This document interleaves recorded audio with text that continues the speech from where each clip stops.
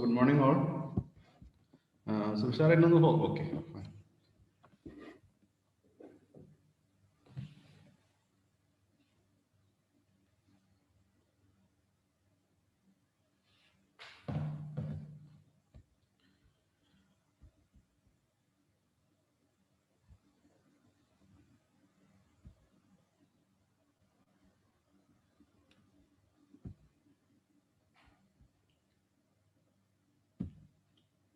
Okay. So, ഇന്നലെ നമ്മളെടുത്ത ടോപ്പിക്കിൽ എന്തെങ്കിലും ഡൗട്ട് ഉണ്ടോ?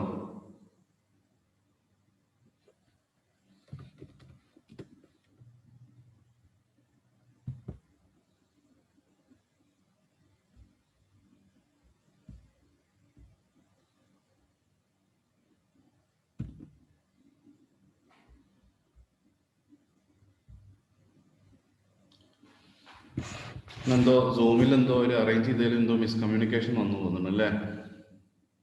ഞാനിതുവരെ മറ്റേ സൂമിൽ നോക്കിക്കൊണ്ടിരിക്കുകയായിരുന്നു, പക്ഷെ അതിൽ വേറെ എന്തോ ക്ലാസ് നടക്കേണ്ടതുണ്ടായിരുന്നു. അപ്പോഴാണ് മുസ്ലിം സാർ ഇത് ഷെയർ ചെയ്തത്. എന്നാലും നമുക്കുള്ള സമയം എടുക്കാം. സോ ബാക്കിയുള്ളവർ ആകെ 8 ആളല്ലോ. ബാക്കിയുള്ളവർ ഇതിൽ ജോയിൻ ചെയ്യുന്നുണ്ടോ?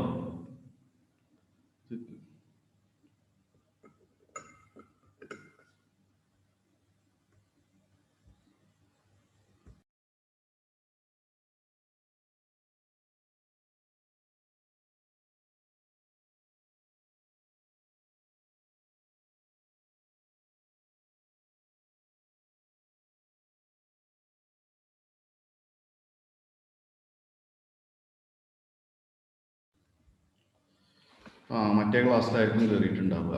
ശരിയാ. എന്തായാലും നമുക്ക് സ്റ്റാർട്ട് ചെയ്യാം. കുറച്ച് സമയം കൂടെ ഉള്ളൂ.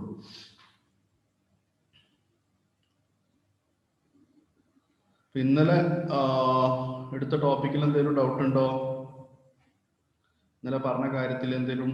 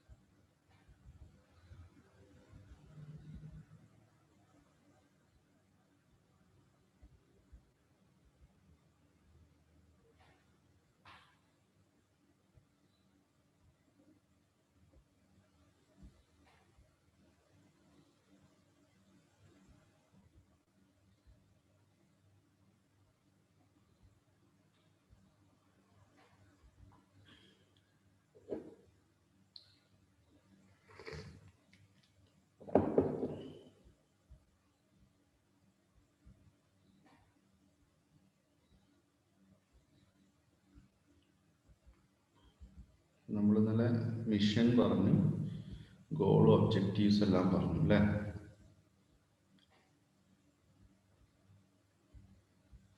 Last we were discussing about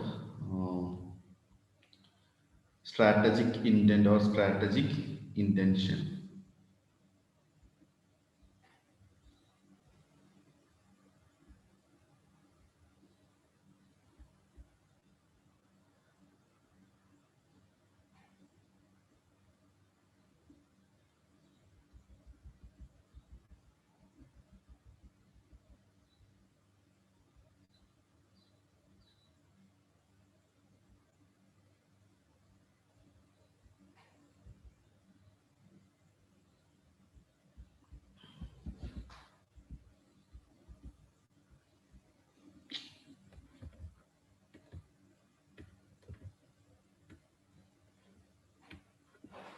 Okay.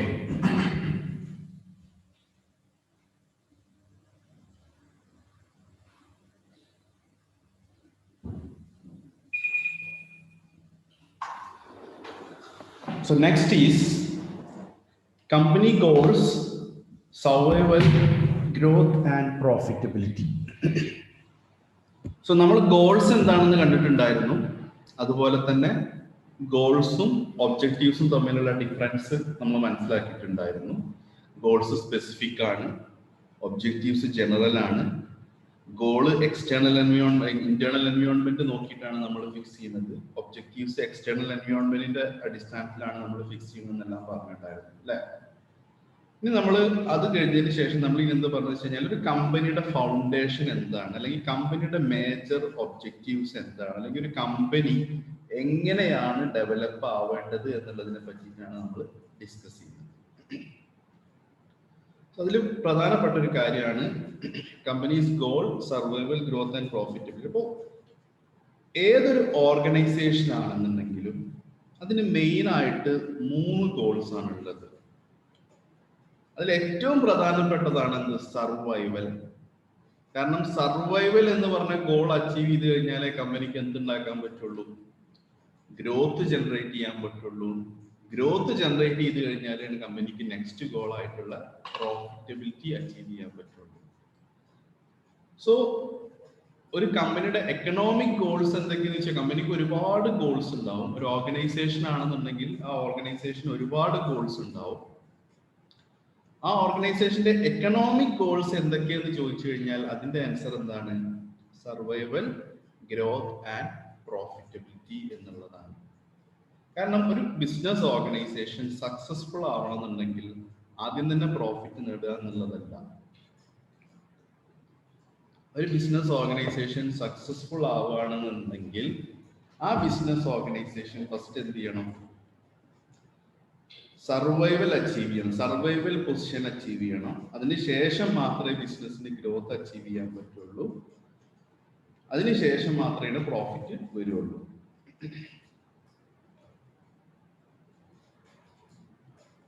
So always, whether it is not properly stated, whether or not they are explicitly stated, a company's mission statement reflects the firm's intention to secure its survival through sustained growth and profitability. So which means that as a part of strategic management, as an organization, we should always, strategic management ഭാഗമായിട്ട്, if a company is setting some mission, that mission should be focusing towards the growth and profitability of the organization by its survival. So as a part of strategic management, we are setting up mission. Strategic management ന്റെ ഭാഗമായിട്ട് നമ്മൾ എന്ത് set ചെയ്യും? Mission set ചെയ്യും. ഈ mission set ചെയ്യുമ്പോൾ നമ്മൾ എന്താ നോക്കേണ്ടത്? ഈ മിഷൻ എന്ന് പറഞ്ഞു കഴിഞ്ഞാൽ എന്താണ്? ആരെങ്കിലും ഒരാൾ പറഞ്ഞാൽ, നമ്മൾ കഴിഞ്ഞ ക്ലാസ്സിൽ എന്താ മിഷൻ എന്ന് ഒരുപാട് ഡിസ്കസ് ചെയ്തു. What is mission?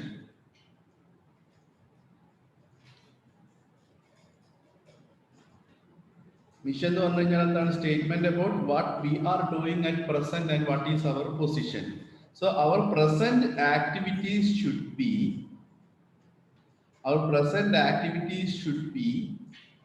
based on, or our present activities and our present position should focus on survival, growth and profitability. The products and services offered by company should focus on survival, growth and profitability. The principles followed by ഇതെല്ലാം മിഷന്റെ ഭാഗമായിട്ട് വരുന്നതാണ്. The principles followed by the company should focus on survival, growth and profitability. ഇപ്പോൾ നമ്മൾ മനസ്സിലാക്കേണ്ടത് എന്താണെന്ന് വെച്ച് കഴിഞ്ഞാൽ, ഒരു ബിസിനസിന്റെ സ്ട്രാറ്റജിക് ഗോൾസ് എന്താണ്, അല്ലെങ്കിൽ എക്കണോമിക് ഗോൾസ് എന്താണെന്ന് ചോദിച്ചു കഴിഞ്ഞാൽ അതിനുള്ള ആൻസർ ആണ് എന്ത്? Survival, growth and profitability. കാരണം ഒരു ബിസിനസ് സക്സസ്ഫുൾ ആവണമെന്നുണ്ടെങ്കിൽ അത് ആദ്യം സർവൈവൽ പൊസിഷൻ അച്ചീവ് ചെയ്യണം. പിന്നെ സർവൈവൽ പൊസിഷൻ അച്ചീവ് ചെയ്ത് കഴിഞ്ഞാലാണ് ആ ബിസിനസ്സിന് എന്ത് ചെയ്യാൻ പറ്റുള്ളൂ? ഗ്രോത്ത് ജനറേറ്റ് ചെയ്യാൻ പറ്റുള്ളൂ. ഗ്രോത്ത് ഉണ്ടെങ്കിലാണ് ആ ബിസിനസ്സിന് പ്രോഫിറ്റ് ജനറേറ്റ് ചെയ്യാൻ പറ്റുള്ളൂ. ഇപ്പൊ സ്ട്രാറ്റജിക് മാനേജ്മെന്റിന്റെ ഭാഗമായിട്ട് നമ്മൾ എന്ത് സെറ്റ് ചെയ്യും? നമ്മൾ സ്ട്രാറ്റജി സെറ്റ് ചെയ്യും, അല്ലെങ്കിൽ നമ്മൾ മിഷൻ സെറ്റ് ചെയ്യും, വിഷൻ സെറ്റ് ചെയ്യും. നമ്മൾ ഓർഗനൈസേഷൻ സെറ്റ് ചെയ്യുന്ന മിഷൻ ആയിക്കോട്ടെ. മിഷൻ എന്ന് പറഞ്ഞു കഴിഞ്ഞാൽ നമ്മൾ പറഞ്ഞത് എന്തൊക്കെ കാര്യങ്ങൾ വരുന്നുണ്ട്? നമ്മളെ ബിസിനസ് ഓഫർ ചെയ്യുന്ന പ്രൊഡക്ട്സ്, നമ്മൾ കസ്റ്റമർ സാറ്റിസ്ഫാക്ഷൻ ഇംപ്രൂവ് ചെയ്യാൻ, ചെയ്യുന്ന ആക്ടിവിറ്റീസ്, നമ്മൾ യൂസ് ചെയ്യുന്ന ടെക്നോളജി, നമ്മളെ കമ്പനി ഫോളോ ചെയ്യുന്ന ഫിലോസഫി, നമ്മളെ കമ്പനി ഫോളോ ചെയ്യുന്ന പ്രിൻസിപ്പിൾസ്, ഇതെല്ലാം ഏതിനെ ഫോക്കസ് ചെയ്തിട്ടാണ് നമ്മൾ ചെയ്യേണ്ടത്? നമ്മളെ ഓർഗനൈസേഷന്റെ growth and profitability, sustained growth and profitability as well as survival focus ചെയ്തിട്ടാണ് നമ്മൾ സെറ്റ് ചെയ്യേണ്ടതെന്നാണ് ഈ ടോപ്പിക്കിലൂടെ പറയുന്നത്. ക്ലിയർ?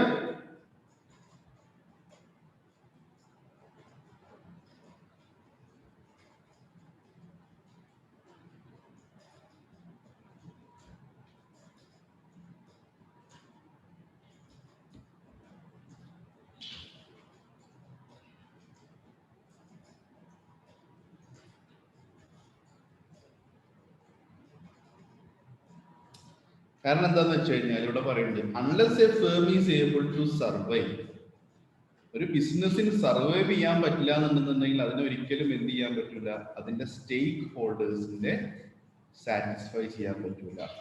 സ്റ്റേക്ക് ഹോൾഡേഴ്സിനെ സാറ്റിസ്ഫൈ ചെയ്തിട്ടില്ല എന്നുണ്ടെങ്കിൽ ഒരിക്കലും ആ ബിസിനസ്സിന് എന്ത് ചെയ്യാൻ പറ്റില്ല, ഗ്രോ ചെയ്യാൻ പറ്റില്ല.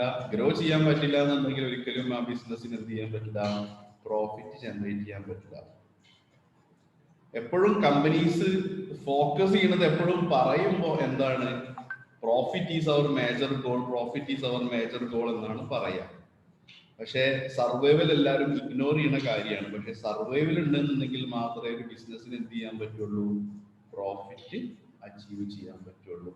So survival is not a goal that need to be ignored, because when there is survival, when the company is able to survive, then only the company is able to meet the needs of stakeholders. Then if the stakeholders needs are met, then only the company will grow. When the company grows, then only the profit will be generated. So ആരെയാണ് നമ്മൾ stakeholders എന്ന് പറഞ്ഞത്? ആരെയാണ് നമ്മൾ സ്റ്റേക്ക് holders എന്ന് പറയുന്നത്?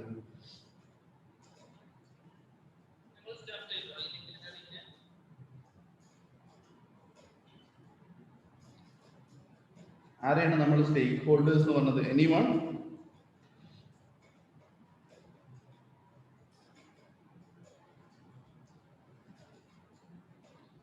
ആരെയാണ് സ്റ്റേക്ക് holders എന്ന് പറയുന്നത്?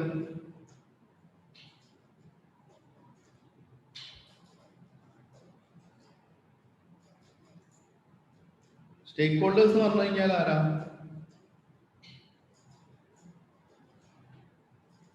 ഒരു എക്സാമ്പിൾ പറയാൻ പറ്റുമോ സ്റ്റേക്ക് ഹോൾഡേഴ്സിന്? എനി ഒരു എക്സാമ്പിൾ, എനി എക്സാമ്പിൾ?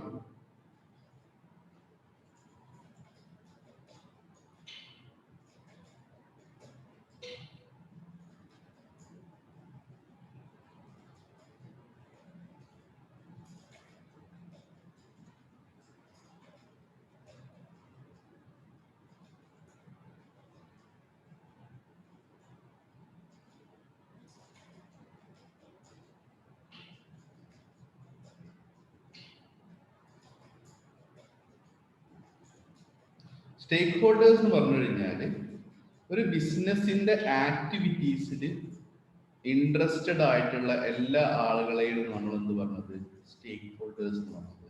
ഇതിൽ മെയിൻ ആയിട്ട് ഓണേഴ്സും എംപ്ലോയീസും സ്റ്റേക്ക് ഹോൾഡേഴ്സ് ആണ്. അതിലുപരിയായിട്ട് ഗവൺമെന്റ് സ്റ്റേക്ക് ഹോൾഡേഴ്സ് ആണ്, പിന്നെ കൺസ്യൂമേഴ്സ് സ്റ്റേക്ക് ഹോൾഡേഴ്സ് ആണ്, ഫിനാൻഷ്യൽ ഇൻസ്റ്റിറ്റ്യൂഷൻ സ്റ്റേക്ക് ഹോൾഡേഴ്സ് ആണ്, സപ്ലയേഴ്സ് സ്റ്റേക്ക് ഹോൾഡേഴ്സ് ആണ്.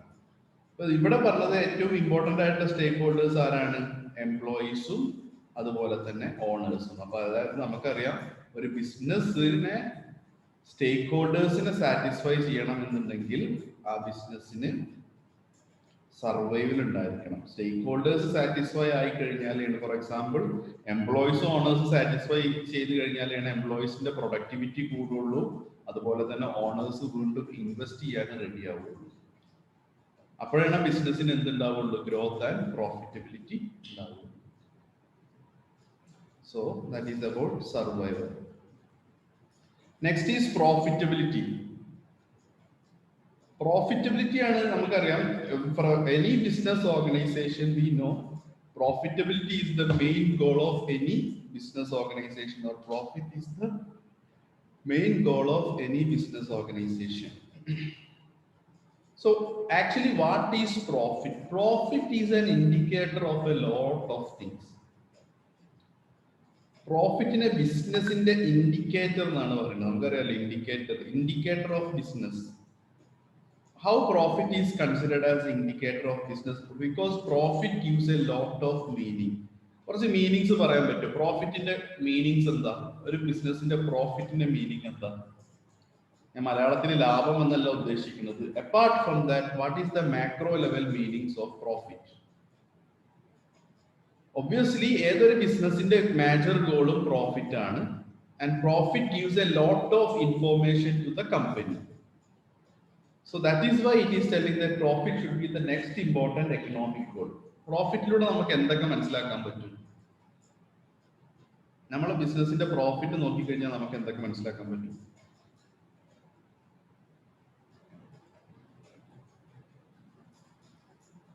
നമ്മളെ ബിസിനസിന്റെ പ്രോഫിറ്റ് നമ്മൾ നോക്കി, പ്രോഫിറ്റിന്റെ ഫിഗർ കൂടുതലാണ് അല്ലെങ്കിൽ നല്ല വാല്യൂ ആണെന്നുണ്ടെങ്കിൽ അതിന്റെ അർത്ഥം എന്താ? നമ്മളെ ബിസിനസ്സിന് നല്ല വാല്യൂ അല്ലെങ്കിൽ നമുക്ക് നല്ല പ്രോഫിറ്റ് ജനറേറ്റ് ചെയ്യണമെങ്കിൽ അതിന്റെ ഏറ്റവും വലിയ അർത്ഥം എന്താ വെച്ച് കഴിഞ്ഞാൽ നമ്മളെ ബിസിനസ് അല്ലെങ്കിൽ നമ്മൾ ഓഫർ ചെയ്യുന്ന പ്രൊഡക്റ്റ്, നമ്മൾ ഓഫർ ചെയ്യുന്ന സർവീസ് ആര് ആക്സെപ്റ്റ് ചെയ്യുന്നുണ്ട്, ആര് ഇഷ്ടപ്പെടുന്നുണ്ട്, കസ്റ്റമേഴ്സ് ഇഷ്ടപ്പെടുന്നുണ്ട്. നമ്മളെ കമ്പനിയുടെ പ്രൊഡക്റ്റ് ആയിക്കോട്ടെ, നമ്മളെ കമ്പനി ഓഫർ ചെയ്യുന്ന സർവീസ് ആര് ലൈക്ക് ചെയ്തിട്ടുണ്ട്? Customers have accepted in the market. Customers have liked the product in the market. രണ്ട്, നമ്മളെ എംപ്ലോയീസ് നല്ല രീതിയിൽ വർക്ക് ചെയ്യുന്നുണ്ട്. നമ്മളെ എംപ്ലോയീസിന്റെ പ്രൊഡക്ടിവിറ്റി പ്രോപ്പറാണ്, പ്രോബ്ലംസ് കുറവാണ്. മൂന്നാമത്തത്, നമ്മൾ യൂസ് ചെയ്യുന്ന ടെക്നോളജി മാർക്കറ്റ് ആക്സെപ്റ്റ് ചെയ്യുന്നുണ്ട്. നാലാമത്, നമ്മളെ സപ്ലയേഴ്സ് പ്രോപ്പർ സപ്ലയേഴ്സ് ആണ്.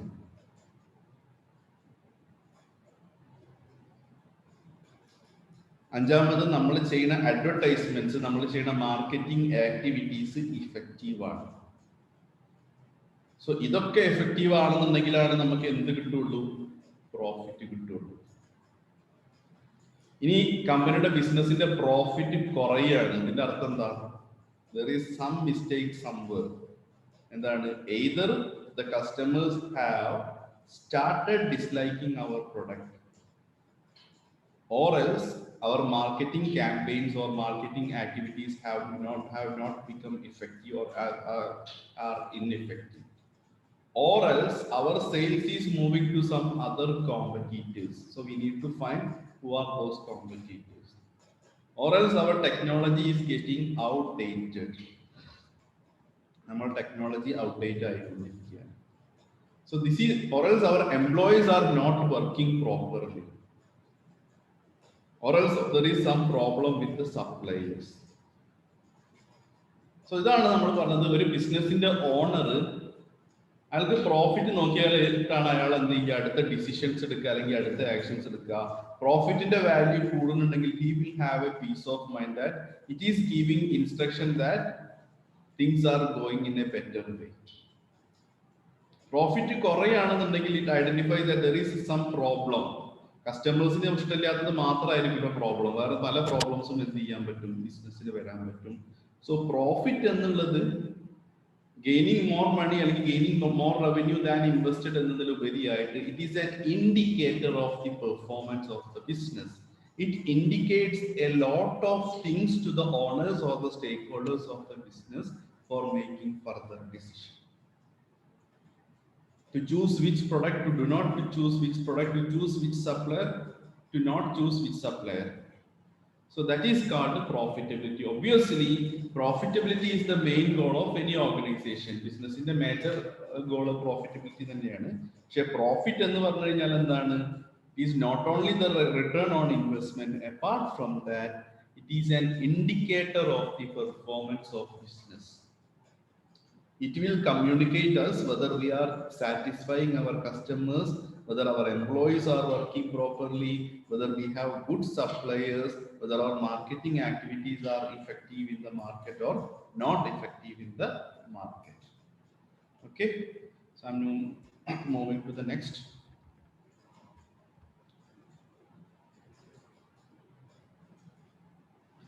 നെക്സ്റ്റ് ഒരു ബിസിനസിന്റെ എക്കണോമിക് ഗോൾ ആയിട്ട് നമ്മൾ പറഞ്ഞത് എന്താണ്? ഗ്രോത്ത് ആണ്. So growth is always tied to survival and profitability, which means if a business survive and if a business have profitably, then only the business is able to grow. So what is growth? Growth means increasing in the market share, impact in the market with profitability is called growth. Growth എന്ന് പറഞ്ഞു കഴിഞ്ഞാൽ എന്താണ്? Simple ആയിട്ട് പറയുകയാണെന്നുണ്ടെങ്കിൽ acquiring of new customers, growth in the number of markets. ഒരു state ആണെങ്കിൽ കേരളം മാത്രം serve ചെയ്യുകയാണെന്നുണ്ടെങ്കിൽ എന്താണ്? Serving other States. സിമ്പിൾ ആയിട്ട് പറയുകയാണെങ്കിൽ acquiring in the number of new customers, ഇതിനെയാണ് നമ്മൾ എന്ത് പറഞ്ഞത്? ഗ്രോത്ത് എന്ന് പറഞ്ഞത്. And how growth can be achieved? Growth can be achieved through proper survival, and when there is profitability, and through different strategies like diversification, expansion, etc. നമ്മളിവിടെ മനസ്സിലാക്കേണ്ടത് മൂന്നാണ്. ഒന്ന്, ആസ് പെർ സ്ട്രാറ്റജിക് മാനേജ്മെന്റ് ഒരു ഓർഗനൈസേഷന് 3 economic goals ആണ് പ്രധാനപ്പെട്ടത്. അതിൽ ഒന്നാമത്തെ എക്കണോമിക് ഗോൾ ആണ് സർവൈവൽ. സർവൈവൽ എന്ന് പറഞ്ഞു കഴിഞ്ഞാൽ എന്താണ്? എല്ലാ ബിസിനസ്സും ഇഗ്നോർ ചെയ്യുന്ന ഗോളാണ്. പക്ഷേ സർവൈവൽ ഉണ്ടെങ്കിൽ മാത്രമേ ഒരു ബിസിനസ്സിന് എന്ത് ചെയ്യാൻ പറ്റുള്ളൂ? ഗ്രോത്തും പ്രോഫിറ്റബിലിറ്റിയും അച്ചീവ് ചെയ്യാൻ പറ്റുള്ളൂ. സോ അതുകൊണ്ട് തന്നെ ഏതൊരു ബിസിനസ്സും അതിന്റെ മിഷൻ ആയിക്കോട്ടെ, വിഷൻ ആയിക്കോട്ടെ, അത് ഓഫർ ചെയ്യുന്ന പ്രൊഡക്ട്സ് ആയിക്കോട്ടെ, സർവീസസ് ആയിക്കോട്ടെ, പ്രിൻസിപ്പിൾസ് ഫോളോ ചെയ്യുന്ന പ്രിൻസിപ്പിൾസ് ആയിക്കോട്ടെ, ഫിലോസഫി ആയിക്കോട്ടെ, ഇതെല്ലാം എന്തിനു വേണ്ടിയിട്ടാണ് ഫസ്റ്റ് സെറ്റ് ചെയ്യേണ്ടത്? ബിസിനസിന്റെ സർവൈവബിലിറ്റി ഉറപ്പിക്കാൻ വേണ്ടിയിട്ടാണ് ഫസ്റ്റ് സെറ്റ് ചെയ്യേണ്ടത്. രണ്ടാമത്തെ കാര്യം, ബിസിനസിന്റെ നെക്സ്റ്റ് എക്കണോമിക് ഗോൾ ആണ് പ്രോഫിറ്റബിലിറ്റി. പ്രോഫിറ്റബിലിറ്റി എന്ന് പറഞ്ഞു കഴിഞ്ഞാൽ എന്താണ്? It is just not only the return on investment. ഒരു ബിസിനസിന്റെ റിട്ടേൺ ഓൺ ഇൻവെസ്റ്റ്മെന്റിന്റെ മാത്രമായിട്ട് നമ്മൾ പറഞ്ഞ പേരല്ല profitability. Profitability has a wider meaning. അതൊരു വൈഡ് ഇൻഡിക്കേഷൻ ഓഫ് ബിസിനസ് ആണ്, ഒരു wide indication of business performance ആണ്. ബിസിനസിന്റെ പെർഫോമൻസിന്റെ ഒരു വൈഡർ ഇൻഡിക്കേഷനെയാണ് നമ്മൾ എന്ത് പറഞ്ഞത്? പ്രോഫിറ്റബിലിറ്റി എന്ന് പറഞ്ഞത്. ബിസിനസിന്റെ പെർഫോമൻസിന്റെ ഒരു വൈഡർ ഇൻഡിക്കേഷൻ, അതായത് ബിസിനസിന്റെ പ്രൊഡക്റ്റ് കസ്റ്റമേഴ്സിന് ഇഷ്ടപ്പെടുന്നുണ്ടോ, ബിസിനസിന്റെ ഡേ ബൈ ഡേ നമ്മളെ മാർക്കറ്റിംഗ് ആക്ടിവിറ്റീസ് എഫക്റ്റീവ് ആവുന്നുണ്ടോ, നമ്മളെ സപ്ലയേഴ്സ് പ്രോപ്പർ ആണോ, നമ്മളെ ഡിസ്ട്രിബ്യൂഷൻ ചാനൽ പ്രോപ്പർ ആണോ, നമ്മളെ പ്രൊഡക്ഷൻ സിസ്റ്റം പ്രോപ്പർ ആണോ, ഇങ്ങനെ ഒരുപാട് മീനിങ്സ് നമുക്ക് എന്ത് ചെയ്യുന്നുണ്ട്? പ്രോഫിറ്റബിലിറ്റി എന്നതിലൂടെ നമുക്ക് ഒരു ബിസിനസ്സിന് മനസ്സിലാക്കാൻ പറ്റുന്നുണ്ട്. സോ അതുകൊണ്ടാണ് പ്രോഫിറ്റബിലിറ്റിനെ വേറൊരു ഗോളാക്കി കാണാൻ പറ്റുന്നത്. ഒന്ന്, it is written on investment. The other thing is that it gives or it communicates a lot of information about business. മൂന്നാമത്തത് growth. Growth is connected to survival and profitability. അങ്ങനെ പറഞ്ഞു കഴിഞ്ഞാൽ എന്താണ്? ഒരു ബിസിനസ്സിന് ഗ്രോത്ത് ഉണ്ടാവണമെന്നുണ്ടെങ്കിൽ അത് സർവൈവ് ചെയ്യും വേണം, അതോടൊപ്പം തന്നെ പ്രോഫിറ്റും ജനറേറ്റ് ചെയ്യണം. എന്താണ് ഗ്രോത്ത് എന്നുകൊണ്ട് ഉദ്ദേശിക്കുന്നത്? ഡേ ബൈ ഡേ ഒരു ബിസിനസ് പുതിയ കസ്റ്റമേഴ്സിനെ അക്വയർ ചെയ്യുക, increasing the number of new customers and retaining the existing customers. ഇതിനെയാണ് നമ്മൾ എന്ത് പറഞ്ഞത്? ബിസിനസിന്റെ ഗ്രോത്ത് എന്നുള്ളതുകൊണ്ട് ഉദ്ദേശിക്കുന്നത്. Got it? Acquiring new customers and retaining the existing customers of the business, that is called growth of the business, and expansion in the market is also considered as growth of the business. So these are the 3 main economic goals of the business. ഇത് മൂന്നുമാണ് എന്ത്? ബിസിനസിന്റെ economic goals. Clear ആയോ? നിങ്ങളുടെ അടുത്ത് എല്ലാവർക്കും എന്താ പറയാ, CMA മെറ്റീരിയൽ ഇല്ലേ? എല്ലാവരുടെ കയ്യിലും CMA മെറ്റീരിയൽ ഇല്ലേ? I mean CMA text books.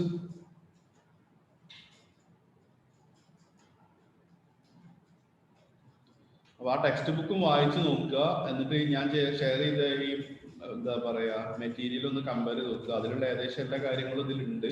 പക്ഷെ ഇതൊരു ഫൈനൽ നോട്ട് ആക്കിയിട്ട് എടുക്കരുത്, ഇത് മാത്രം പഠിക്കരുത്. എന്തായാലും നിങ്ങൾ എന്ത് ചെയ്യേണ്ടതുണ്ട്? നിങ്ങൾ ടെക്സ്റ്റ് ബുക്ക് ഒരു തവണയെങ്കിലും മുഴുവനായിട്ട് വായിക്കേണ്ടതുണ്ട്. ഓക്കെ, ഇതൊരു റെഫറൻസ് ആക്കി മാത്രം എടുത്താൽ മതി. ഇതിൽ നമ്മൾ പറഞ്ഞ കാര്യങ്ങൾ ഒന്നും കൂടെ എക്സ്പ്ലെയിൻ ചെയ്തിട്ട് പറയുന്നുണ്ട്. അതാവുമ്പോൾ നിങ്ങൾ ഇതേ കാര്യങ്ങൾ തന്നെയാണ് നിങ്ങൾ നോക്കിയാൽ മനസ്സിലാക്കാൻ പറ്റും. ടെക്സ്റ്റുകളിൽ ഇതെല്ലാ കാര്യങ്ങളും ഇതിൽ ആഡ് ചെയ്തിട്ടുണ്ട്. ബട്ട് സ്റ്റിൽ നിങ്ങൾ എന്ത് ചെയ്യണം? ടെക്സ്റ്റ് വായിക്കണം. ഇന്നത്തോടെ നമ്മൾ ഫസ്റ്റ് ചാപ്റ്റർ തീരും. നിങ്ങൾ എന്താ ചെയ്യേണ്ടതെന്ന് വെച്ച് കഴിഞ്ഞാൽ ഫസ്റ്റ് ചാപ്റ്ററിന്റെ ബാക്കിലുള്ള എല്ലാ ക്വസ്റ്റ്യൻസും ഒന്ന് അറ്റൻഡ് ചെയ്യണം.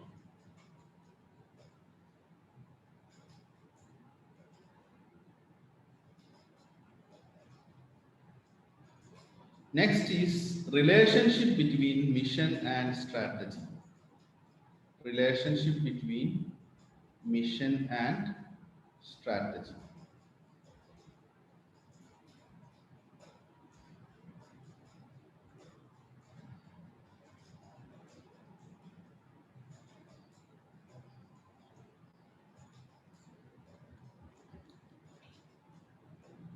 So the relationship mission and strategy is that mission is actually setting up the foundation for strategic development of an organization.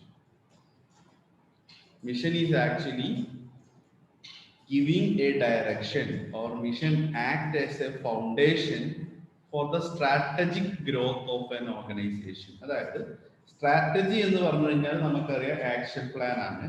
ആ ആക്ഷൻ പ്ലാൻ പ്രകാരം ഗ്രോ ചെയ്യാൻ ബിസിനസ്സിന് വേണ്ടിയിട്ടുള്ളൊരു പ്ലാറ്റ്ഫോം ആണ് എന്തുകൊണ്ട് ഉദ്ദേശിക്കുന്നത്, മിഷൻ എന്നുകൊണ്ട് നമ്മൾ ഉദ്ദേശിക്കുന്നത്. ഇതാണ് മിഷനും എന്താ പറയുക സ്ട്രാറ്റജിയും തമ്മിലുള്ള relationship. So the mission is more focusing on action. It is more focusing on action to achieve the goals. അതുകൊണ്ടാണ് നമ്മൾ പറഞ്ഞത് എന്താണ്, mission involves activities done by the business to satisfy customers. Mission involves products and services offered by the company. Mission involves technology adopted by the company. Mission involves philosophy and principles followed by the company. Mission involves intention of the company. So it is more focusing on action into reality. Mission is actually converting the plan into reality.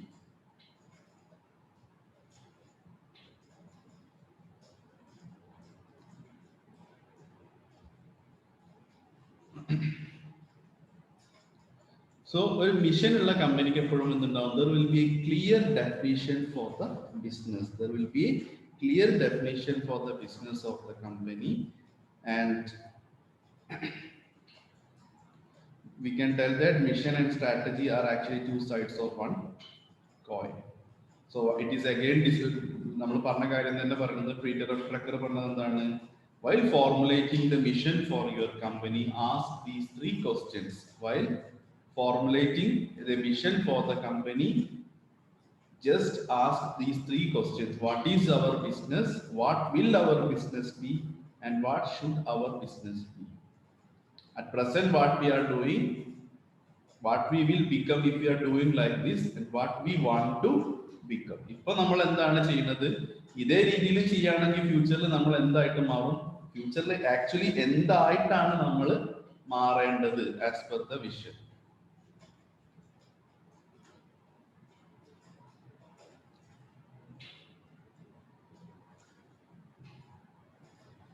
ഇനി എന്താണ് പോളിസിയും സ്ട്രാറ്റജിയും തമ്മിലുള്ള relationship എന്നുള്ളതാണ്. Strategy എന്ന് പറഞ്ഞു കഴിഞ്ഞാൽ നമ്മൾ പറഞ്ഞു plan of action ആണ് നമ്മൾ എന്ത് പറഞ്ഞത്, സ്ട്രാറ്റജി എന്ന് പറഞ്ഞത്. പോളിസി എന്ന് പറഞ്ഞു കഴിഞ്ഞാൽ സ്ട്രാറ്റജിക് മാനേജ്മെന്റ് എന്ന് പറഞ്ഞു കഴിഞ്ഞാൽ എന്താണ്, choosing the resources or making the strategic decisions. ഇതിനെയാണ് നമ്മൾ സ്ട്രാറ്റജിക് മാനേജ്മെന്റ് എന്ന് പറഞ്ഞത്. പോളിസിയും സ്ട്രാറ്റജിയും തമ്മിലുള്ള റിലേഷൻ എന്താണ്, പോളിസി എന്ന് പറഞ്ഞു കഴിഞ്ഞാൽ it is considered as A guide line four decision making during the formulation of strategy. നമ്മളൊരു ആക്ഷൻ പ്ലാൻ പ്രിപ്പയർ ചെയ്യുമ്പോൾ ആ ആക്ഷൻ പ്ലാനിൽ നമ്മൾ ഒബ്വിയസ്ലി നമ്മൾ എന്താണ്, ഡിസിഷൻസ് ആണ് എടുക്കുന്നത്. ഒരു ആക്ഷൻ പ്ലാനിൽ ഇന്ന കാര്യം എങ്ങനെ ചെയ്യണം എന്നുള്ള ഡിസിഷൻസ് ആണ് നമ്മൾ എടുക്കുന്നത്. ഈ ഡിസിഷൻസ് എടുക്കുമ്പോൾ ഒരു ആസ് എ കമ്പനി, ആ കമ്പനി ഫോളോ ചെയ്യേണ്ട കുറച്ച് ഗൈഡ് ലൈൻസ് ഉണ്ട്, കുറച്ച് എന്താണ് ഡൂസ് ആൻഡ് ഡോൺസ് ഉണ്ട്. ഈ ഡൂസ് ആൻഡ് ഡോൺസിനെയാണ് നമ്മൾ എന്ത് പറഞ്ഞത്, പോളിസി. എന്തൊക്കെ ചെയ്യാൻ പാടുണ്ട്, എങ്ങനെയൊക്കെ ചെയ്യാൻ പാടുണ്ട്, എങ്ങനെയൊക്കെ ചെയ്യാൻ പാടില്ല. Company can take any action plan, but company has to follow certain guidelines or principles. ഇതിനെയാണ് നമ്മൾ എന്ത് പറഞ്ഞത്, പോളിസി എന്ന് പറഞ്ഞത്. സോ എന്തിനു വേണ്ടിയിട്ടാണ് പോളിസി ഉപയോഗിക്കുന്നത്, കമ്പനി ആക്ഷൻ പ്ലാൻ പ്രിപ്പയർ ചെയ്യുമ്പോൾ അതിന്റെ പ്രിൻസിപ്പിൾസ് ഡിവിയേറ്റ് ചെയ്യുന്നില്ല എന്ന് ഉറപ്പ് വരുത്താൻ വേണ്ടിയിട്ടാണ് എന്ത് ചെയ്യുന്നത്, പോളിസി യൂസ് ചെയ്യുന്നത്. അപ്പോൾ relationship between policy and strategy എന്ന് പറഞ്ഞു കഴിഞ്ഞാൽ എന്താണ്, Strategy means action plan for the company for achieving the goals or making decisions for achieving the goals. Policy means for making decision, there are certain guidelines or principles the company has to follow. These guidelines are called policy. So when a company makes strategic action plan, when a company makes action plan, the company should always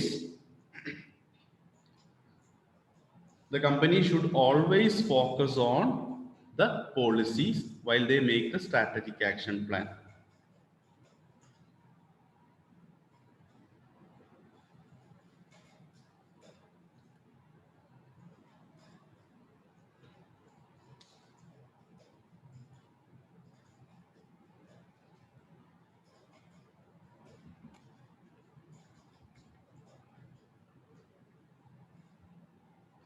ഇനി ഇതിലുള്ളൊരു ടെർമിനോളജിയാണ് എന്താണ് tactic or program in a strategy and strategic management.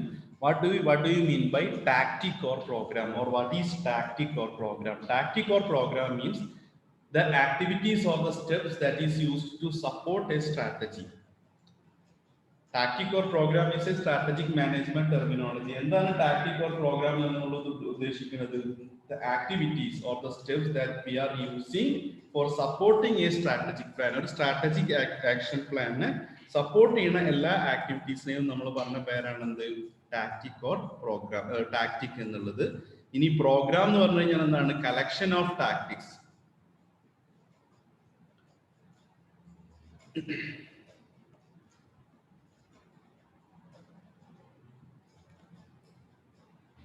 So that is about the unit 1. ഇത്രയാണ് unit 1-ലുള്ളത്. ഇനി നമുക്ക് discuss ചെയ്യാനുള്ളത് next unit ആണ് strategic analysis and strategic planning. ഇപ്പൊ യൂണിറ്റ് 1-ൽ നമ്മൾ പറഞ്ഞ കാര്യങ്ങളിൽ എന്തെങ്കിലും ഡൗട്ട് ഉണ്ടെന്നുണ്ടെങ്കിൽ ഒന്ന് ക്ലിയർ ചെയ്യാം. യൂണിറ്റ് 1-ൽ എന്തൊക്കെ നമ്മൾ പറഞ്ഞു?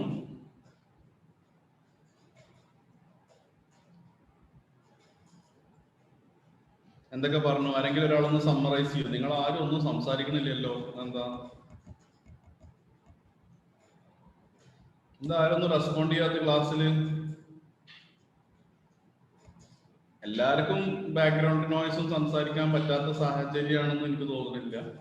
പലരും സംസാരിക്കാതിരിക്കുകയാണ്. I don't know why. Any doubts in the unit 1?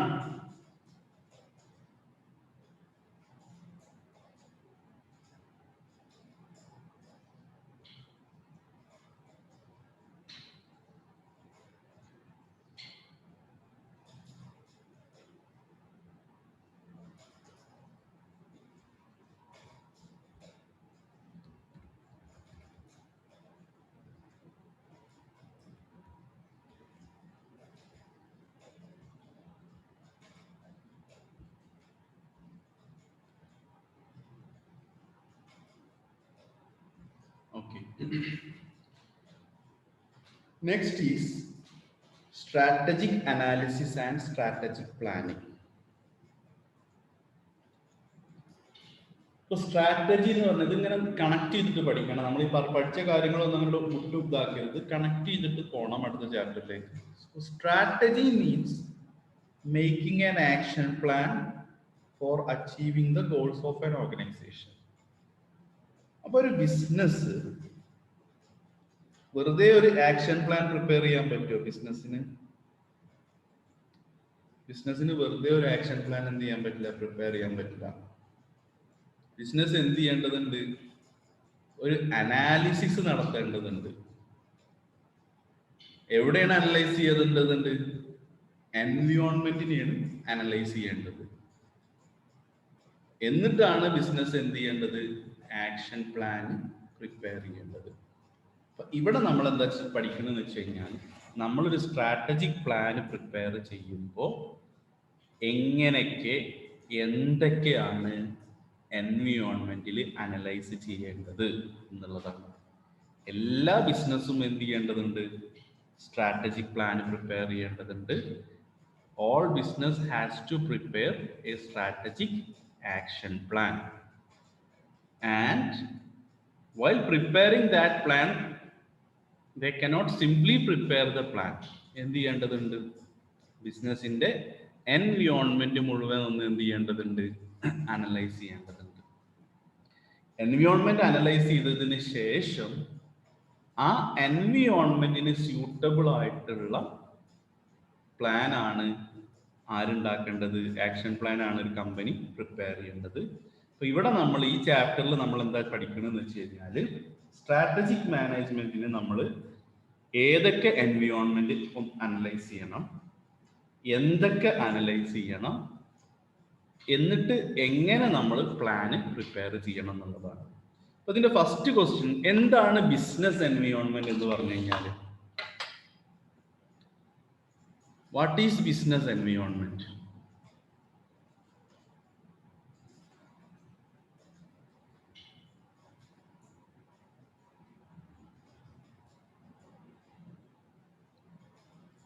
Business environment എന്ന് പറഞ്ഞു കഴിഞ്ഞാൽ ഏതൊരു ബിസിനസ് ആയിക്കോട്ടെ, ആ ബിസിനസ്സിനെ ഡയറക്റ്റ് ആയിട്ടോ ഇൻഡയറക്റ്റ് ആയിട്ടോ ഇൻഫ്ലുവൻസ് ചെയ്യാൻ കഴിയുന്ന എല്ലാ ഫാക്ടേഴ്സിനെയും നമ്മൾ പറയുന്ന പേരാണ് എന്ത്?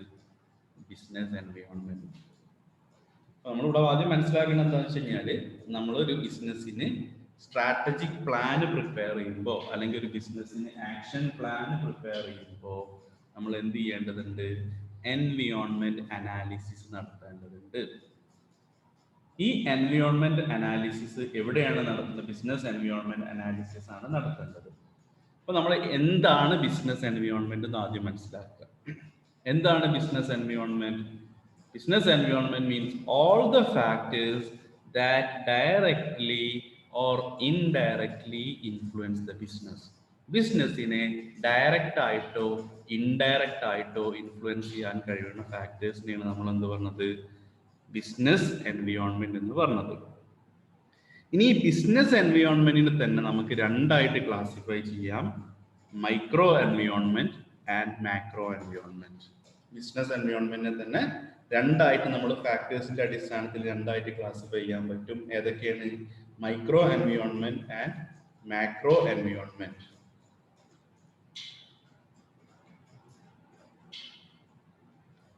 മൈക്രോ എൻവിയോൺമെന്റിനെ തന്നെ നമുക്ക് എന്ത് പറയാം? ഇന്റേണൽ എൻവിയോൺമെന്റ് എന്ന് പറയാം. മാക്രോ എൻവിയോൺമെന്റിനെ നമുക്ക് എക്സ്റ്റേണൽ എൻവിയോൺമെന്റ് എന്ന് പറയാം.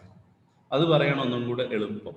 ഇന്റേണൽ എൻവിയോൺമെന്റ് എന്ന് പറഞ്ഞു കഴിഞ്ഞാൽ നമുക്കറിയാം, ബിസിനസിന്റെ ഇന്റേണൽ ഫാക്ടേഴ്സിനെയാണ് നമ്മൾ ഇന്റേണൽ എൻവിയോൺമെന്റ് എന്ന് പറഞ്ഞത്.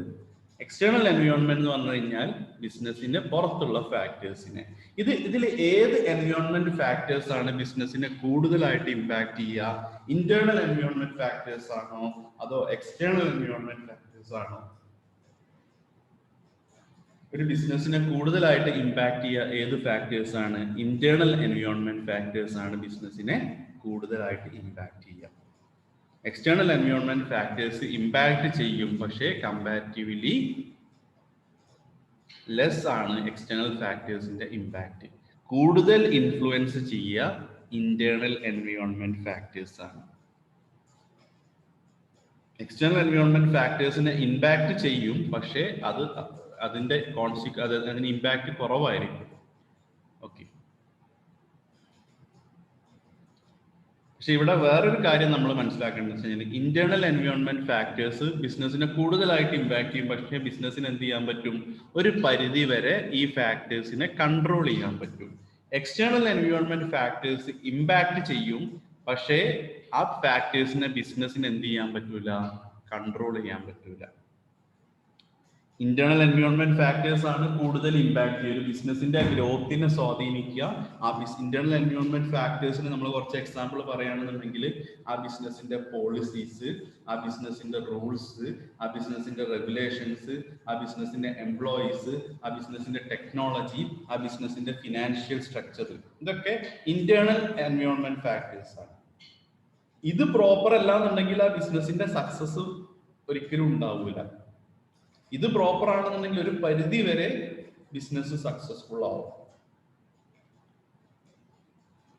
എക്സ്റ്റേണൽ എൻവിയോൺമെന്റ് ഫാക്ടേഴ്സ് എന്ന് പറഞ്ഞു കഴിഞ്ഞാൽ നമുക്കറിയാം, പൊളിറ്റിക്കൽ, എക്കണോമിക്, സോഷ്യൽ, ടെക്നോളജി, ഇതൊക്കെ. ഈ ഫാക്ടേഴ്സിന്റെ ഇമ്പാക്ട് ബിസിനസിന് കുറവായിരിക്കും, പക്ഷേ ഇവിടെ വ്യത്യാസം എന്താണെന്ന് വെച്ച് കഴിഞ്ഞാൽ ഇന്റേണൽ ഫാക്ടേഴ്സ് ഒരു ബിസിനസ്സിന് കൺട്രോൾ ചെയ്യാൻ പറ്റും, എക്സ്റ്റേണൽ ഫാക്ടേഴ്സ് ബിസിനസ്സിന് കൺട്രോൾ ചെയ്യാൻ പറ്റില്ല. അപ്പോൾ നമ്മളിവിടെ മനസ്സിലാക്കേണ്ടത് എന്താണെന്ന് വെച്ച് കഴിഞ്ഞാൽ ഒരു ബിസിനസ് അതിന്റെ സ്ട്രാറ്റജി പ്ലാൻ ഉണ്ടാക്കുമ്പോൾ, ഒരു ബിസിനസ് അതിന്റെ ആക്ഷൻ പ്ലാൻ പ്രിപ്പയർ ചെയ്യുമ്പോൾ അത് എൻവിയോൺമെന്റ് അനാലിസിസ് ചെയ്യേണ്ടതുണ്ട്. ബിസിനസിന്റെ എൻവിയോൺമെന്റിനെ അനലൈസ് ചെയ്യേണ്ടതുണ്ട്. ഏത് എൻവിയോൺമെന്റ് അനലൈസ് ചെയ്യേണ്ടതുണ്ട്? ഇന്റേണൽ എൻവിയോൺമെന്റും അനലൈസ് ചെയ്യേണ്ടതുണ്ട്, എക്സ്റ്റേണൽ എൻവിയോൺമെന്റും അനലൈസ് ചെയ്യേണ്ടതുണ്ട്. കാരണം എന്താ? ഇന്റേണൽ എൻവിയോൺമെന്റ് ബിസിനസിനെ ഇൻഫ്ലുവൻസ് ചെയ്യും, അതേപോലെ തന്നെ എക്സ്റ്റേണൽ എൻവിയോൺമെന്റും ബിസിനസിനെ ഇൻഫ്ലുവൻസ് ചെയ്യും. പക്ഷേ ഇന്റേണൽ എൻവിയോൺമെന്റിന്റെ ഇമ്പാക്ട് കൂടുതലായിരിക്കും, പക്ഷേ ബിസിനസിന് അത് കൺട്രോൾ ചെയ്യാൻ പറ്റും. എക്സ്റ്റേണൽ എൻവിയോൺമെന്റ് ഇമ്പാക്ട് കുറവായിരിക്കും, പക്ഷേ ബിസിനസിന് അത് കൺട്രോൾ ചെയ്യാൻ പറ്റില്ല. ഇനി എൻവിയോൺമെന്റ് അനലൈസ് ചെയ്യാൻ വേണ്ടിയിട്ട് ബിസിനസ് മെയിൻ ആയിട്ട് 2 മെത്തേഡ്സ് ആണ് യൂസ് ചെയ്യുന്നത്. ബിസിനസിന്റെ എൻവിയോൺമെന്റിനെ അനാലിസിസ് നടത്താൻ വേണ്ടിയിട്ട് ബിസിനസ് മെയിൻ ആയിട്ട് 2 മെത്തേഡ്സ് ആണ് യൂസ് ചെയ്യുന്നത്. ഏതൊക്കെയാണ് ആ മെത്തേഡ്? ഫസ്റ്റ് മെത്തേഡ് ആണ് SWOT അനാലിസിസ്, സെക്കൻഡ് മെത്തേഡ് ആണ് best analysis. So to analyze the environment, for doing the situational analysis, or for analyzing the business environment, for analyzing the micro or macro environment, or for analyzing the internal and external environment, business is using 2 methods. ഏതൊക്കെ methods ആണ്? SWOT analysis and best analysis. ഇനി എന്താണ് ഈ 2 method എന്നുള്ളതാണ് നമ്മൾ പഠിക്കുന്നത്. Best analysis എന്ന് പറഞ്ഞു കഴിഞ്ഞാൽ the method used to analyze the political, economic, social and technological factors. ബിസിനസിന്റെ political, economic, social and technological ഫാക്ടേഴ്സിനെ അനലൈസ് ചെയ്യുക. ഇതിനെയാണ് നമ്മൾ എന്ത് പറഞ്ഞത്? ബെസ്റ്റ് അനാലിസിസ് എന്ന് പറഞ്ഞത്. SWOT അനാലിസിസ് എന്ന് പറഞ്ഞു കഴിഞ്ഞാൽ എന്താണ്? അതിന്റെ എക്സ്പാൻഷൻ. SWOT എന്ന് പറഞ്ഞു കഴിഞ്ഞാൽ എന്താണ്? Strength, weakness, opportunity and threats. ഇതിനെ അനലൈസ് ചെയ്യുന്നതിനാണ് നമ്മൾ എന്ത് പറഞ്ഞത്? SWOT അനാലിസിസ് എന്ന് പറഞ്ഞത്. ഈ 2 അനാലിസിസ് നടത്തിയിട്ടില്ല എന്നുണ്ടെങ്കിൽ എന്താണ്? ബിസിനസ് അതിനുണ്ടാക്കുന്ന സ്ട്രാറ്റജി, ബിസിനസ് ഉണ്ടാക്കുന്ന ആക്ഷൻ പ്ലാന് എന്താണ്? സക്സസ്ഫുൾ ആവൂല, അല്ലെങ്കിൽ ഇഫക്റ്റീവ് ആവൂല. ഇനി പൊളിറ്റിക്കൽ ഫാക്ടേഴ്സിനെ അനലൈസ് ചെയ്യുക എന്നുള്ളത് കൊണ്ട് എന്താണ് ഉദ്ദേശിക്കുന്നത്? എന്താണ് political factors? Political factors analyse ചെയ്യുക എന്ന് പറഞ്ഞു കഴിഞ്ഞാൽ analysing or analysing the performance and nature of the government. ഗവൺമെന്റിന്റെ പെർഫോമൻസ്, ഗവൺമെന്റിന്റെ സ്വഭാവം അനലൈസ് ചെയ്യുക, ഗവൺമെന്റിന്റെ പോളിസീസ് അനലൈസ് ചെയ്യുക, ഗവൺമെന്റിന്റെ ഡിസിഷൻസ് അനലൈസ് ചെയ്യുക, ഗവൺമെന്റിന്റെ സ്ട്രക്ചർ അനലൈസ് ചെയ്യുക, ഗവൺമെന്റിന്റെ റിഫോംസ് അനലൈസ് ചെയ്യുക. ഒരു രാജ്യത്തിന് ഒരു ബിസിനസ് കമ്പനി ഏറ്റവും കൂടുതൽ പേടിക്കേണ്ടതും ഏറ്റവും കൂടുതൽ സപ്പോർട്ട് ഉണ്ടാവേണ്ടതും ആരുടെ നിന്നാണ്? ഗവൺമെന്റിന്റെ കയ്യിൽ നിന്നാണ്. കാരണം government is the ultimate power in any country. ഏത് വലിയ കമ്പനി ആയിക്കോട്ടെ, if government defines the company can easily shut down. കമ്പനിനെ ഈസി ആയിട്ട് എന്ത് ചെയ്യാൻ പറ്റും?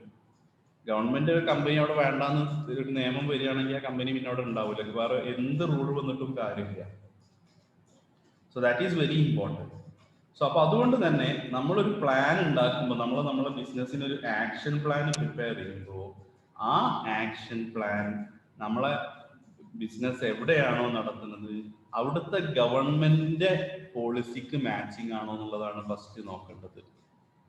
ഒരു രാജ്യത്താണെന്നുണ്ടെങ്കിൽ ആ രാജ്യത്തിന്റെ ഗവൺമെന്റിന്റെ സ്ട്രക്ചർ എങ്ങനെയാണ്, ആ രാജ്യത്തിന്റെ ഗവൺമെന്റ് ഏതൊക്കെ ടൈപ്പ് ഓഫ് ബിസിനസ് ആണ് പ്രൊമോട്ട് ചെയ്തിട്ടുള്ളത്, ആ രാജ്യത്തിന്റെ ഗവൺമെന്റ് ഏതൊക്കെ ബിസിനസ്സിനാണ് എഗെയിൻസ്റ്റ് ആയിട്ടുള്ളത്, ആ രാജ്യത്തിന്റെ ഗവൺമെന്റ് എന്താ പറയുക ഏതൊക്കെ രീതിയിലുള്ള സപ്പോർട്ടുകളാണ് ബിസിനസ്സിൽ ചെയ്യുന്നത്, ആ രാജ്യത്തുള്ള ഗവൺമെന്റ് ബിസിനസിന്റെ എന്താ പറയുക ടാക്സ് എങ്ങനെയാണ് ഈടാക്കുന്നത്, ഈ കാര്യങ്ങളൊക്കെ നമ്മൾ എന്ത് ചെയ്യണം? അനലൈസ് ചെയ്യണം. എന്നിട്ട് നമ്മൾ ഉണ്ടാക്കുന്ന ആക്ഷൻ പ്ലാൻ ഈ ഗവൺമെന്റിന്റെ പോളിസിക്ക് അനുസരിച്ചിട്ടുള്ളതാണോ, അല്ലെങ്കിൽ പോളിസി കോംപ്ലയൻസ് ആണോ, മാച്ചിങ് ആണോ എന്ന് നമ്മൾ അനലൈസ് ചെയ്യണം. അങ്ങനെയാണെങ്കിൽ മാത്രമേ നമ്മൾ എന്ത് ചെയ്യാൻ പാടുള്ളൂ? നമ്മൾ ആ പ്ലാനുമായിട്ട് മുന്നോട്ട് പോകാൻ പാടുള്ളൂ. അല്ലാന്നുണ്ടെങ്കിൽ ഗവൺമെന്റ് ബിസിനസ്സിന് ബ്ലോക്ക് വെച്ച് കഴിഞ്ഞാൽ we can do anything. That is called political environment. So political factors means factors related to government.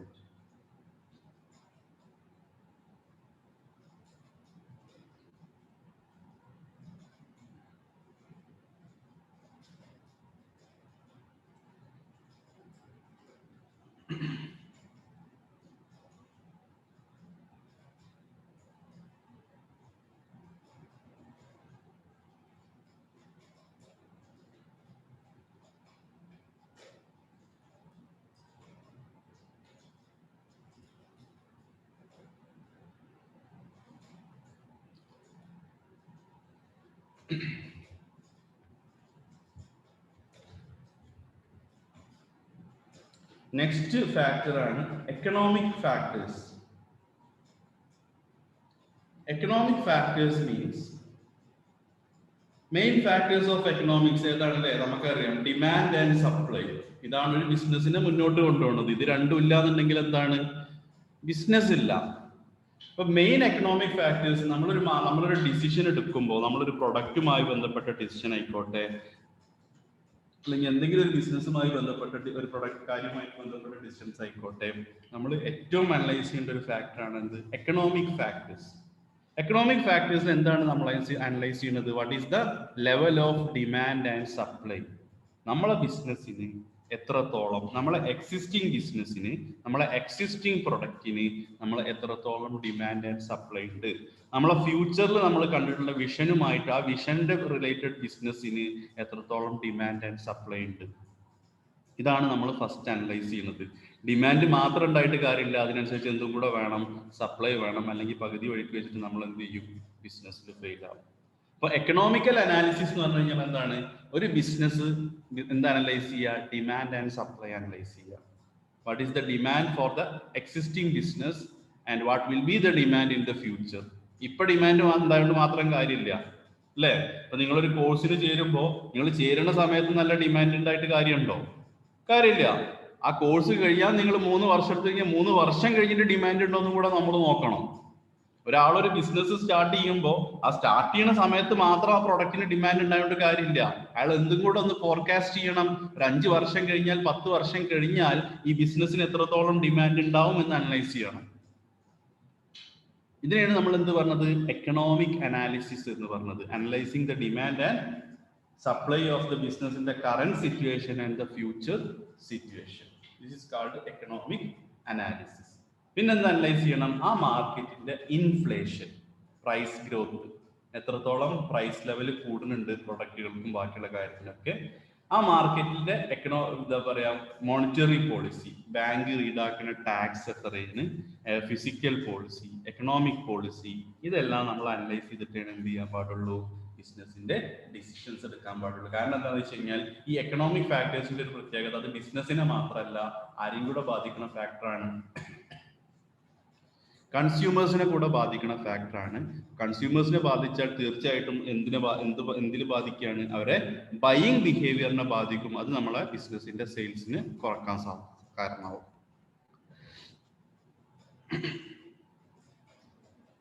Next factors ആണ് സോഷ്യൽ ഫാക്ടേഴ്സ്. സോഷ്യൽ ഫാക്ടേഴ്സ് എന്ന് പറഞ്ഞു കഴിഞ്ഞാൽ നമുക്കറിയാം the factors related to society. The factors related to society എന്ന് പറഞ്ഞു കഴിഞ്ഞാൽ ഒരു സൊസൈറ്റിയുടെ കൾച്ചർ, അവരുടെ ട്രെൻഡ്, അവരുടെ purchasing power, buying behaviour, intensity of population, life style, ഇതെല്ലാം കൂടിയിട്ട് ബിലീഫ്സ്, വാല്യൂസ്, ഇതെല്ലാം കൂടിയിട്ടുള്ള കാര്യത്തിനെയാണ് നമ്മൾ എന്ത് പറഞ്ഞത്? സോഷ്യൽ ഫാക്ടേഴ്സ് എന്ന് പറഞ്ഞത്. അപ്പൊ ഏതൊരു ബിസിനസ് ചെയ്യുകയാണെന്നുണ്ടെങ്കിലും നമ്മളൊരു സമൂഹത്തിലാണ് നമ്മളെ പ്രൊഡക്റ്റ് വിൽക്കുന്നത് അല്ലേ? അപ്പൊ എപ്പോഴും നമ്മുടെ പ്രൊഡക്റ്റ്, നമ്മൾ എവിടെയാണോ നമ്മളെ പ്രൊഡക്റ്റ് വിൽക്കുന്നത് ആ സമൂഹത്തിന്റെ കൾച്ചറിന് മാച്ചിങ് ആയിരിക്കണം.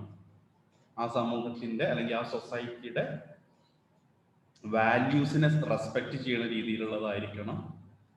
ആ സൊസൈറ്റിയുടെ ട്രെൻഡ്സ് അനുസരിച്ചായിരിക്കണം. ആ സൊസൈറ്റിയുടെ പർച്ചേസിങ് പവറിനനുസരിച്ചിട്ടുള്ള പ്രൈസ് ആയിരിക്കണം നമ്മൾ എന്ത് ചെയ്യേണ്ടത്, ഇടേണ്ടത്.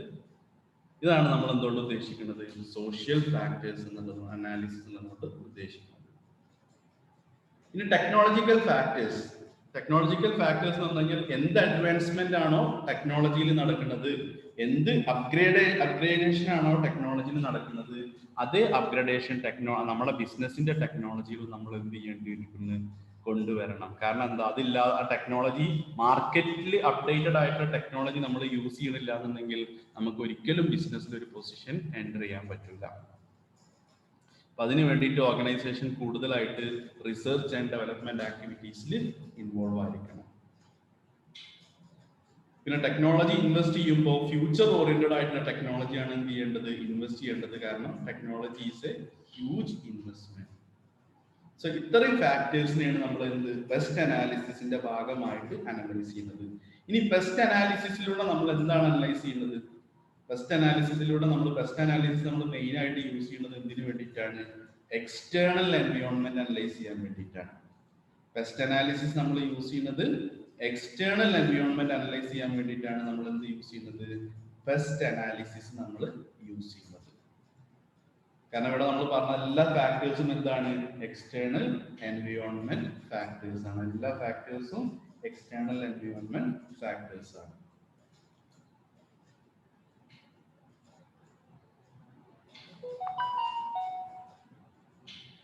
ഇനി സോർട്ട് അനാലിസിസ് നമ്മൾ നെക്സ്റ്റ് ക്ലാസ്സിൽ പറയും. അതിന് മുന്നേ സോർട്ട് അനാലിസിന്റെയും പെസ്റ്റ് അനാലിസിന്റെയും അഡ്വാൻറ്റേജസ് നമുക്കൊന്ന് പറയാം. സോർട്ട് അനാലിസിസ് പെസ്റ്റ് അനാലിസിസ് നമ്മൾ പറഞ്ഞു എൻവയോൺമെന്റ് അനലൈസ് ചെയ്യാൻ വേണ്ടിയിട്ട്. എന്തിനാ എൻവയോൺമെന്റ് അനലൈസ് ചെയ്യുന്നത്? സ്ട്രാറ്റജിക് പ്ലാൻ ഉണ്ടാക്കാൻ. സ്ട്രാറ്റജിക് പ്ലാൻ ഉണ്ടാക്കാൻ വേണ്ടിയിട്ട് രണ്ട് എൻവയോൺമെന്റ് അനലൈസ് ചെയ്യേണ്ടതുണ്ട്. ഈ എൻവയോൺമെന്റ് അനലൈസ് ചെയ്യാൻ വേണ്ടിയിട്ട് നമ്മൾ യൂസ് ചെയ്യുന്ന മെത്തേഡാണ് സോർട്ട് അനാലിസിസും പെസ്റ്റ് അനാലിസിസും. ഇതിന്റെ അഡ്വാൻറ്റേജ് എന്ന് പറഞ്ഞു കഴിഞ്ഞാൽ ഇത് വളരെ ഈസിയാണ്. പക്ഷേ ഡിസഡ്വാൻറ്റേജ് എന്താണ്? ഇംപ്ലിമെന്റ് ചെയ്യാൻ ബുദ്ധിമുട്ടാണ്. ഈസി ആയിട്ട് മനസ്സിലാക്കാൻ പറ്റും, പിന്നെന്താണ്? ഒരുപാട് സമയമെടുക്കും. സിറ്റുവേഷൻ അനലൈസ് ചെയ്യണമെന്നുണ്ടെങ്കിൽ ഒരു ദിവസം കൊണ്ടൊന്നും സിറ്റുവേഷൻ അനലൈസ് ചെയ്യാൻ പറ്റില്ല, ഒരുപാട് സമയമെടുക്കും.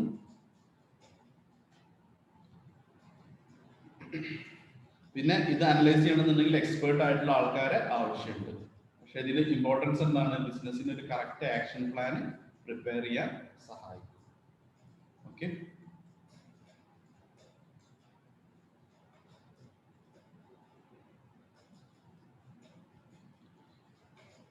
ഇനി ഒരു ബിസിനസിന്റെ എക്സ്റ്റേണൽ ഫാക്ടേഴ്സ് മാത്രം അനലൈസ് ചെയ്താൽ മതി എന്നുണ്ടെങ്കിൽ അവിടെ എന്ത് യൂസ് ചെയ്താൽ മതി? ഒരു ബിസിനസിന്റെ എക്സ്റ്റേണൽ ഫാക്ടേഴ്സ് മാത്രം അനലൈസ് ചെയ്യണമെന്നുണ്ടെങ്കിൽ അവിടെ പെസ്റ്റ് അനാലിസിസ് യൂസ് ചെയ്താൽ മതി. എന്നാൽ ഒരു ബിസിനസിന്റെ ഇന്റേണൽ ഫാക്ടേഴ്സും എക്സ്റ്റേണൽ ഫാക്ടേഴ്സും അനലൈസ് ചെയ്യണമെന്നുണ്ടെങ്കിൽ ആ ബിസിനസ് എന്ത് യൂസ് ചെയ്യണം? സോർട്ട് അനാലിസിസോ യൂസ് ചെയ്ത് കഴിഞ്ഞാൽ ബിസിനസ്സിന് എന്ത് ചെയ്യാൻ പറ്റും? ഇന്റേണൽ ഫാക്ടേഴ്സും അനലൈസ് ചെയ്യാൻ പറ്റും, അതോടൊപ്പം തന്നെ എക്സ്റ്റേണൽ ഫാക്ടേഴ്സും അനലൈസ് ചെയ്യാൻ പറ്റും. മനസ്സിലാക്കുക, ഒരു ബിസിനസിന്റെ എക്സ്റ്റേണൽ എൻവയോൺമെന്റ് മാത്രം അനലൈസ് ചെയ്താൽ മതിയെങ്കിൽ ആ ബിസിനസ്സിന് ഏത് മെത്തേഡ് യൂസ് ചെയ്യാം? പെസ്റ്റ് അനാലിസിസ് മെത്തേഡ് യൂസ് ചെയ്യാം.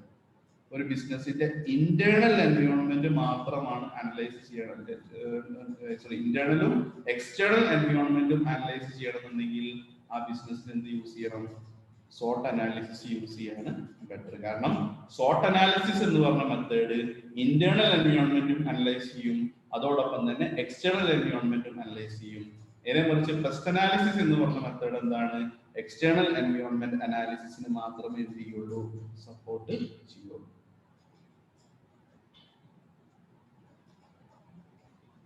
ജസ്റ്റ് നമുക്ക് സോർട്ട് അനാലിസിസ് എന്താണെന്ന് പറയാം. സോർട്ട് അനാലിസിസ് എന്ന് പറഞ്ഞു കഴിഞ്ഞാൽ എന്താണ്? refers to the strength, weakness, opportunity and threat. Analyzing the strength, analyzing the weakness, analyzing the opportunity and threat. ഇതിനെയാണ് നമ്മൾ എന്ത് പറഞ്ഞത്? സോർട്ട് അനാലിസിസ് എന്ന് പറഞ്ഞത്. ഞാൻ ഓൾറെഡി പറഞ്ഞു, സോർട്ട് അനാലിസിസ് ആണ് എന്ത്? എൻവയോൺമെന്റ് അനാലിസിസിന് വേണ്ടിയിട്ട് ഒരു ഓർഗനൈസേഷൻ കൂടുതലും യൂസ് ചെയ്യുന്ന അനലൈസിങ് മെത്തേഡ് ഏതാണ്? സോർട്ട് അനാലിസിസ് ആണ്. ബിസിനസ് എൻവയോൺമെന്റ് അനാലിസിസിന് വേണ്ടിയിട്ട് ഓർഗനൈസേഷൻ കൂടുതലായിട്ട് യൂസ് ചെയ്യുന്ന മെത്തേഡ് സോർട്ട് അനാലിസിസ് ആണ്. ഇതിനുള്ള കാരണം എന്താ? സോർട്ട് അനാലിസിസ് കൊണ്ട് നമുക്ക് ഇന്റേണൽ എൻവയോൺമെന്റും അനലൈസ് ചെയ്യാം, എക്സ്റ്റേണൽ എൻവയോൺമെന്റും അനലൈസ് ചെയ്യാം. ഇനി എന്താണ് സ്ട്രെങ്ത്? സോർട്ട് അനാലിസിസ് എന്ന് പറഞ്ഞു കഴിഞ്ഞാൽ നമ്മൾ പറഞ്ഞതാണ് strength, weakness, opportunity and threat ആണ്. അപ്പൊ എന്താണ് സ്ട്രെങ്ത്? സ്ട്രെങ്ത് എന്ന് പറഞ്ഞു കഴിഞ്ഞാൽ എന്താണ്? Ability of the company. ഒരു ബിസിനസ് ഓർഗനൈസേഷന്റെ എബിലിറ്റിനെ അല്ലെങ്കിൽ കപ്പാസിറ്റിനെയാണ് നമ്മൾ എന്ത് പറഞ്ഞത്? സ്ട്രെങ്ത് എന്ന് പറഞ്ഞത്. ഒരു ബിസിനസ് ഓർഗനൈസേഷന്റെ എബിലിറ്റി അല്ലെങ്കിൽ കപ്പാസിറ്റിനെയാണ് നമ്മൾ എന്ത് പറഞ്ഞത്? സ്ട്രെങ്ത് എന്ന് പറഞ്ഞത്. വീക്ക്നെസ് എന്ന് പറഞ്ഞു കഴിഞ്ഞാൽ എന്താണ്? ഒരു ബിസിനസിന്റെ ലിമിറ്റേഷനെയാണ് നമ്മൾ എന്ത് പറഞ്ഞത്? വീക്ക്നെസ് എന്ന് പറഞ്ഞത്. ഓപ്പർച്യൂണിറ്റി എന്ന് പറഞ്ഞു കഴിഞ്ഞാൽ എന്താ? ഒരു ബിസിനസിന്റെ ഫേവറബിൾ ആയിട്ടുള്ള സിറ്റുവേഷൻസിനെയാണ് നമ്മൾ എന്ത് പറഞ്ഞത്? ഓപ്പർച്യൂണിറ്റി എന്ന് പറഞ്ഞത്. ത്രെഡ്സ് എന്ന് പറഞ്ഞു കഴിഞ്ഞാൽ എന്താ? ഒരു ബിസിനസിന്റെ അൺഫേവറബിൾ സിറ്റുവേഷനെയാണ് നമ്മൾ എന്ത് പറഞ്ഞത്? ത്രെഡ്സ് എന്ന് പറഞ്ഞത്. അപ്പൊ സോർട്ട് അനാലിസിസിൽ ഈ 4 കാര്യങ്ങളാണ് നമ്മൾ അനലൈസ് ചെയ്യുന്നത്. ഇതെങ്ങനെ ചെയ്യാം എന്നുള്ളത് നമ്മൾ നെക്സ്റ്റ് ക്ലാസ്സിൽ ഡീറ്റെയിൽ ആയിട്ട് പറയും. നമ്മൾ ടൈം മാറിയിട്ടാണ് തുടങ്ങിയത്. അടുത്ത 10 വേറൊരു ക്ലാസ് ഉണ്ട്. ഇത്രയും ക്ലിയർ ആയെന്ന് വിചാരിക്കണം. എന്തെങ്കിലും ഡൗട്ട് ഉണ്ടോ?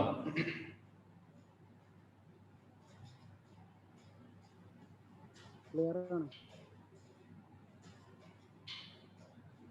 Any doubts? ഇതുവരെ പറഞ്ഞതിൽ എന്തെങ്കിലും ഡൗട്ട് ഉണ്ടോ? ക്ലിയർ ആണ് സാറേ.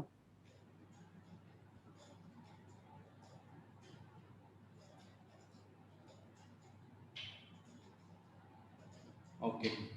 So inshallah we will continue in the next class.